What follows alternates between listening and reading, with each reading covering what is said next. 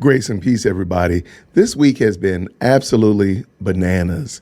Talking about this Andy Stanley conference that happened at North Point Church this past week, and then the subsequent damage control sermon that he did on Sunday. This whole week has just been fit to be tied with just back and forth, so on and so forth, reactions and as such. North Point has gone on and uploaded the actual sermon, so there's that as well. So there was a clandestine audio, but now there's an actual sermon out there, and lots of people are reacting to it. Well, one of the questions that has come up is, what was the actual conference about? We know what Andy said, and we know what people have said about what Andy said, but what was actually said at the conference that Andy hosted. And now they're starting to become people who've actually gone to the conference that went to report on it that are starting to come out. So we got like Protestia, as well as Sean McDowell had a gentleman on his channel recently, and we're going to actually talk a little bit more about that, who actually was at the conference here in Atlanta. Well, there are some people that were on the other side, the very pro-alphabet community, the pro-affirmation of a variant lifestyle crew. They went to the conference as well, and they've reported. I'm going to let them just talk today. I'm not going to add any more commentary. This is all you're going to hear from me. And I'm going to let you listen to the new Evangelicals. I want you to hear what they're saying. So these are people that are pro-LGBT alphabet mafia people. Tim has been extremely vocal about his belief, and he has sat down and talked with Andy Stanley. Andy Stanley has brought him to Atlanta, I think at least one time, maybe even twice, plus this trip here to this conference. So it's fair to say that these people they would know if the conference was affirmative. They would know if this conference was pro-inclusion of a sexual variant into Christ Church. They would know that. I think it's fair to say, listen to how they respond. I'm not going to poison the well. I'm going to let you hear what they say. I did very little editing to this video. I cut out a little bit of intro and the such like that just to get to the meat of the matter. It's about 12 minutes long. I want you to listen to it yourself and ask yourself, does this sound like two people that went to a conference and were left disappointed, disillusioned, hoodwinked, bamboozled, run amok? Or do these people sound extremely happy, excited, very optimistic about what they heard at this conference? You decide. Let me know down what you think down in the comment section, and I'll see you there. Let's go. Friends, it's great to be with you. Today we're going to be talking about, the person who broke the internet, the conference that broke the internet, and all of the Theo Bros and Bro Evangelicals, patent pending, incorporated, whatever, that are really upset with a church for hosting a conference that was designed to help parents better love and affirm their LGBTQ plus children. So if you have not been following the news, we'll get into some of the details, and then we're going to respond to one of the podcasts that came out recently with Sean McDowell and his guest, who was actually at the conference, which, spoiler alert, I was there as well. And we're going to talk about their take versus our take and kind of the differences and what we saw. We have about 5 or 6 different clips from the podcast, so we're not going to respond to the whole thing because it's like an hour and a half long conversation.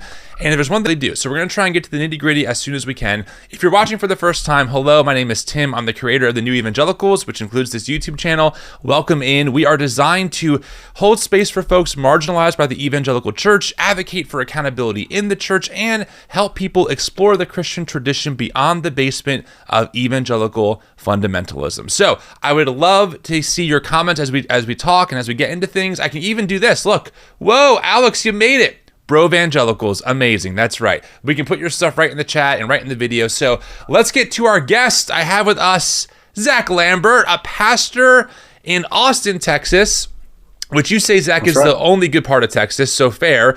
And you pastor a fully inclusive and affirming community. You're pretty well known on the Twitters. People, especially your detractors, really seem to like you and are drawn to you like bugs to a lantern, it seems like. You just attract those people. So it's good to have you on the show. Thanks so much for being here. Hey, thanks. I'm glad to be here, man. It's a gift to be on this. It's a gift to be the zapper of the Theo Bros as they come in to the Drawn to the Light. Also, shout out to the comment you tossed on there. Alex Hodges LaCroix is a member of our church here in Austin. So, Oh, awesome. That's so great cool. to see you. That's great. Hey, listen, friends, I know that we do use some fun terms like Theo Bros or Bro Evangelicals, but of course, when we get down to it, the point here is not to, make fun of or mock people for who they are. It's all about just really responding to their critiques and trying to engage the ideas and what they're promoting. So our intent is never to dehumanize. Of course, we all like to have a little bit of fun here and there, but in all seriousness, the whole point of what we're trying to do is just to expose the different perspective that a lot of us have come out of, what they're still advocating for. And also in this podcast, we're trying to talk about, what's going on here with this Unconditional conference, and what does it mean, and what do we do with it? And is this a sign of hope, or is it another one of those, wow, looked really great, but turns out it was just what we all suspected? So here's what we're going to do. Zach, I'm thinking, why don't we first talk about just our brief experience at the conference briefly, and then we'll kind of intro some of the clips that we're going to respond to, and then we'll go from there. So do you want to go first? I would just love to know your thoughts. You were at the Unconditional conference with me. We hung out a lot with some other amazing people. What was your takeaway? Yeah. One of my favorite parts of the conference was when you and I saw each other in person for the first time down a long hallway. And, it was a meet cute right from a movie with a big hug at the end. Because we've been friends online for a while. But it was good to meet in person and hang out a little bit. But in all seriousness, I chose to go to this conference months ago when I saw it released, purely out of curiosity. It felt like this is going to be a big thing. Obviously, Andy is a mega platform, senior pastor of a mega evangelical church and a network of churches that is massive. A network of churches that we were actually a part of in 2019. Our church in Austin was a part of the North Point Greater Network. And so I've been around Andy for many years. And it just felt like North Point hosting this conference that seems affirming and inclusive and like it's going to be a real help in the movement toward full LGBTQ plus inclusion in the church and in the world. It was like, I just have to be there. It felt like something that I had to be at. And so that's why I bought the ticket. And when it happened, bought the ticket back in the day, it was like not a big deal. People were not really talking about it. It was only until about a month before that it started really popping off with the Mueller article and other things that started happening. The conference ends up being sold out. 100 people get turned away because they are over capacity. It was just incredible. But the actual experience of the conference, I went in, I'll be honest, very skeptical.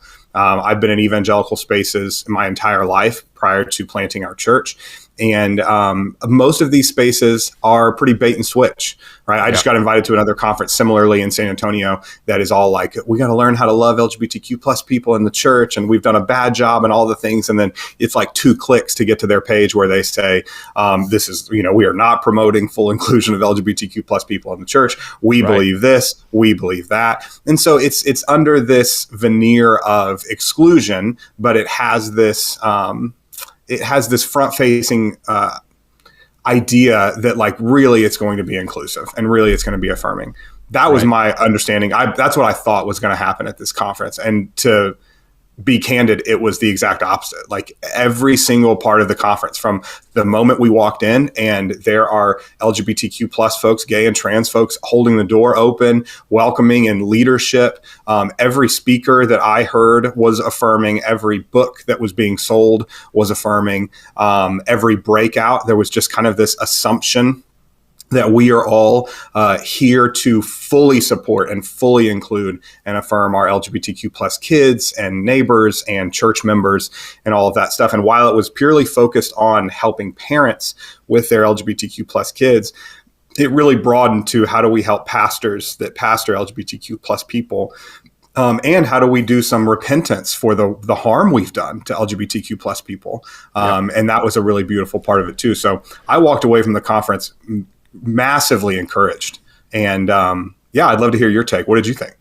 I mean, that, I reminded myself, and people watching this, people listening to it on the podcast when we post it later, they're probably way ahead of where, even this conference might be as far as like how they think about these things. And then listen, that's totally fair. And that's where I'm at too. Like I'm with all of you, like, hey, why are we even having these conferences? Like this should be a no-brainer, but at the same time, and we talk about this a lot, if we're going to push things forward, we have to start somewhere, and we have to, blow on the sparks that we can find to hopefully start that kindling, right? And so for me, yes, this conference, first off, was not designed for me. So I kept that in mind. It was designed for parents who really grew up or maybe were part of evangelical spaces that would tell them that if their kid ever comes out, the only option is to say, well, I love you, but I can never affirm what you do or who you are ultimately because of the Bible. I mean, that's a very nice way of putting a blunt way of putting it. People like, just other people in this space who maybe approach or advocate for like a third way, they'll say it in a much nicer, it sounds more loving way, but the fruit is the same. I don't think they would ever attend their kid's wedding or anything like that, right? Or support them transitioning at some point if it was the right move between them and their doctors. But they would say, well, I'm doing this because I love you. So for those people who, and also those who listen to maybe more of the political rhetoric, right? And just hear the term like groomer and that the LGBTQ mind virus is taking over kids, they need some baby steps. They need some places to start that would say, we get it. You're scared, right? You're concerned. You're worried for your kid. We understand that. Okay, we do. Here are some ways to think about this that would really help you better love your child, that will better affirm who they are, that will actually promote your relationship with them. Because one of the strongest, I think, reasons to have this approach is that the fruit of the other approach usually leads to a very unhealthy relationship. Statistically, LGBTQ folks, their risk of serious mental health and ideation of trying to unalive themselves goes up when the relationship is strained or they're going to a non-affirming church. So the data is pretty clear that like that reality of, hey, we love you, but does a lot of harm. And so this conference was not about that. This conference was pretty much saying, hey, here are things you should and should not do. Here are ways to approach it. Also, parents, we can hold space for you. We can let you kind of grieve and vent for you because this is so new. But also, they kind of maybe I didn't hear it put this bluntly, but they kind of hinted like, even though it's not maybe what you planned, it's still actually a beautiful, wonderful life that you can have with your children. And that could be a great thing. So it gave, I think, parents a lot of hope. And so that was the vibe I got from it too. One of my favorite, I don't want to go into serious details because it was a private event and I want to respect people's ethical boundaries. But there were just quite a few sessions I sat in on, I'll say, that were like, yes. And also gave me great language for like understanding the different ways that like the church and culture has seen some of these issues, right? So I was, like you, Zach, I was pretty freaking encouraged. There were people there. There were some, it was a very good event. And I could tell that the parents who were there got there because they were either ahead of like where you and I are, or they were brand new and they were really scared. They were terrified. And you can tell they didn't want to lose the relationship with their kids, but also the way that they've been taught about the Bible and the way that they've been taught to view their kids now because of the church, you can tell was at total odds. And they were here to try and find a better path forward. And I think that the event organizers did a really good job with that, frankly. Absolutely. I mean, there were two things that really stood out to me that were surprising. As I said, I went in pretty much assuming it was going to be a typical evangelical bait and switch.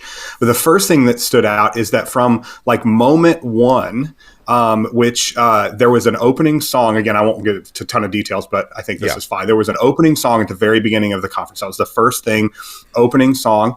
And the song was essentially about the LGBTQ plus experience in the church, how harmful it has been and how we need to do better. The lighting behind it was rainbow, and the lyrics on the screen were moving in between the lyrics of the song and statistics about the harm that LGBTQ plus people have experienced in the church and in Christian circles. I mean, that was moment one of the conference. And I was just like, I couldn't believe it. Right. So that stuck out to me massively. The other thing was that every parent story that was, that I heard, not just around the tables, but up on the stages, was our kid came out. I was essentially not great. I threw Bible verses at them. I gave them the old script. I did a bad job, and I repent. I'm sorry for that. And we are now doing a better job. And look, here's my son and his husband at our family Christmas dinner. Look at this picture. How great is that? Yeah. So it was like explicitly, we messed up when we did it the old way. Now we're doing it the new way. And it's been massively better, more Christ-like, and all of that. And then the last thing, was that a lot of these conferences are straight people talking about queer people, right? Yes.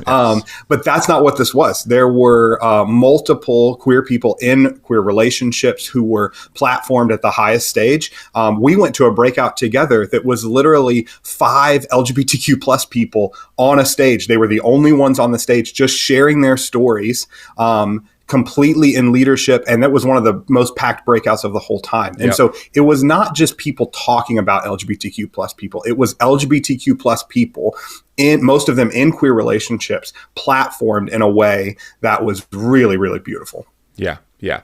No, I'm with you all the way. Hey, wait, before you leave, please, down in the comments section, let me know what you think. Do you feel that I kind of misunderstood what they were saying, what Tim and Zach were saying, or do you think that I understood them fully and clearly, that this was, in fact, a very, very pro-alphabet community, pro-plus community event under the guise of it being parental? Let me know what you think down in the comment section. I appreciate you all so much for your support. Grace and peace. We're out.